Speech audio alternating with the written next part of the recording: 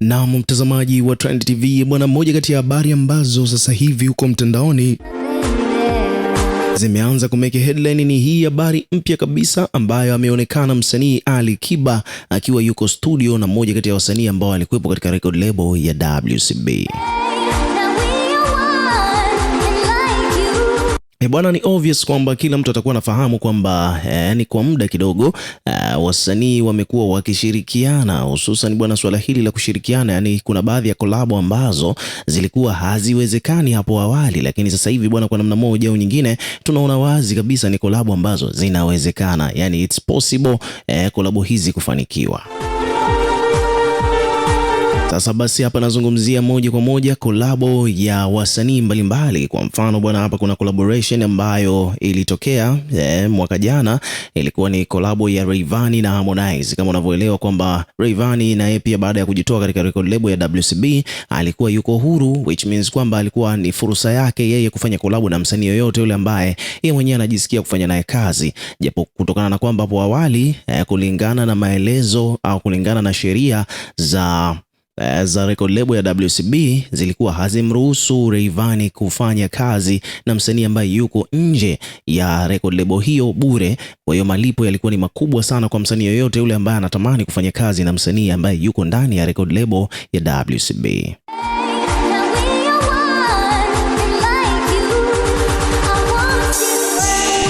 So hivyo ndivyo mambo yalivyo bwana. Kwa hiyo kwa kifupi ni kwamba WCB bwana kidogo ilikuwa ina mikakati mizito, ilikuwa iko na boundaries za hali ya juu kuzuia wasanii wake kufanya kazi na msanii mwingine yeyote yule ambaye yuko nje ya record label hiyo bila kuwepo kwa malipo ambao wenyewe walikuwa wameyaweka. Sasa basi ikapelekea wasanii wengi sana wa WCB kufanya nao collab, au wao pia kufanya collab na msanii ambaye yuko nje ya record label ilikuwa kidogo ni ngumu mno.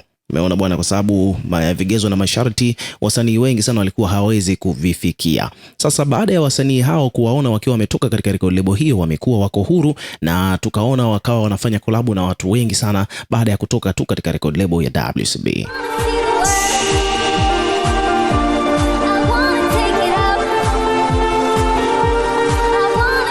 Kama unakumbuka vizuri bwana, hata Harmonize naye pia alipotoka WCB moja kwa moja tukamwona akiwa amefanya kazi na Nandy na Lady JD, Q Chilla na wasanii wengine wengi sana. Lakini pia Rayvanny naye pia the same, alivyotoka WCB tumemwona akifanya kazi na wasanii kibao akiwemo mpaka Ali Kiba ambaye tunafahamu kwamba alikuwa ni mshindani wa Diamond kwa muda mrefu sana, jambo ambalo tunafahamu kwamba iwapo kama Rayvanny angekuwa yuko WCB bado swala la yeye kufanya collab na Ali Kiba ni kitu ambacho kilikuwa hakiwezekani hata kidogo.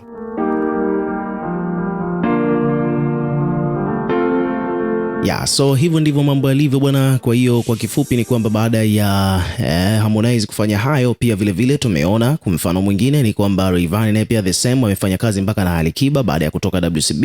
Lakini pia tumemwona Mbosso Kani naye alivyotoka tu WCB akaenda kufanya kazi na Harmonize na wasanii wengine kibao. Umeona bwana, lakini kikubwa zaidi ambacho sasa hivi hapa kimemeke headline ni kwamba siku chache zilizopita Mbosso alikuwa ametoka kufanya kazi na Harmonize Konde Boy na ngoma inakwenda kwa jina la Leo, moja kati ya ngoma ambazo zimepokelewa vizuri sana katika industry. Wadau wengi sana wamefurahishwa na ngoma hiyo, hususan ukizingatia kwamba Harmonize na Mbosso ni moja kati ya wasanii ambao wanasifiwa zaidi hapa Tanzania katika swala zima la ubora katika masuala ya uandishi.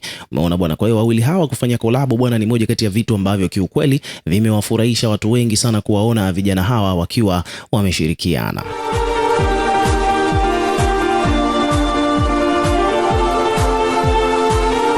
Lakini pia vile vile jambo ambalo lingine ambalo tumelishuhudia huko mtandaoni bwana ni kwamba tumeona wazi kabisa bwana, baada ya collaboration ya Harmonize na Mbosso, sasa hivi tena nakuja collaboration nyingine ambapo Mbosso bwana tumemwona akiwa yuko studio za Kings Music Record akiwa yuko kule kwa ajili ya kurekodi. Yani kuna project inakuja baada ya Mbosso kushirikiana na Harmonize na matokeo kuwa positive. Basi vile vile tunamwona Mbosso ameamua sasa kushirikiana na Ali Kiba na nadhani watu wengi sana wamefurahishwa na hili kutokana na kwamba tunafahamu Ali Kiba ni mkali wa melody, lakini pia upande wa pili Mbosso ni mmoja kati ya waandishi bora zaidi hapa Bongo. Kwa hiyo kama wakifanya collaboration obviously lazima kazi itakuwa kali.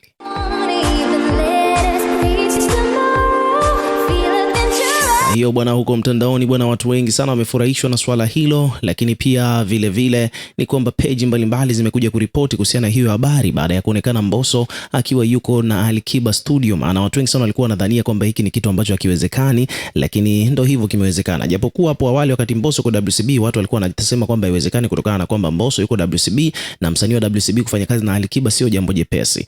Umeona bwana, lakini baada ya kutoka tumeona wameshirikiana, lakini pia vile vile tulikuwa tunajua kabisa kwamba Alikiba alikuwa ni shabiki wa Mbosso kwa muda mrefu. Yani Alikiba akikwambia kwamba akiulizwaga kwamba ni msanii gani ambaye anamkubali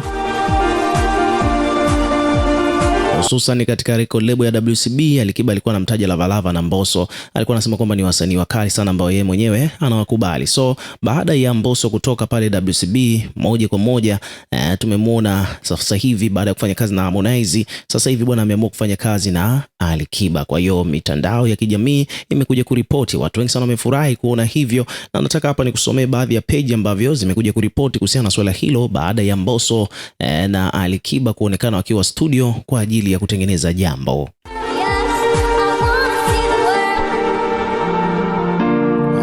Kwa mfano hapa kuna page wameandika kwamba bwana Alikiba na Mbosso wanakuja na wimbo mkubwa mwaka huu 2026.